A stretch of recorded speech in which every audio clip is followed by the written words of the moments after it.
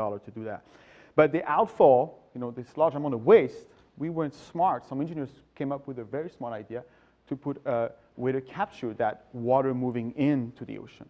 And there's a hydro electric generator that generated about a 1.4 megawatt of power right there, just by dumping the waste, which is not the ideal thing. On site, we also recapture the methane gas that is coming from there. So roughly this plant, about 50% of the plant operation is generated on site. We produce energy from solar. A lot of it is mostly at water treatment plants. This is the Alvarado plant in La Mesa. It's about 1.1 megawatt systems.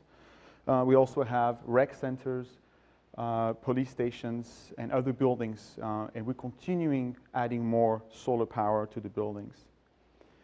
This is the more recent one that we just built. It's a Otay Mesa water treatment plant. It's a 945 kilowatt system. And by the way, we don't spend $1 doing that.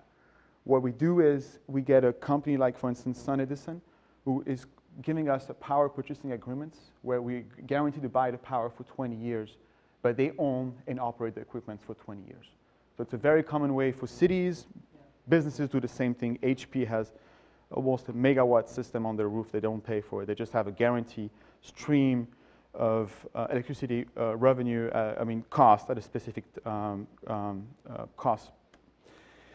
We also look at energy efficiency.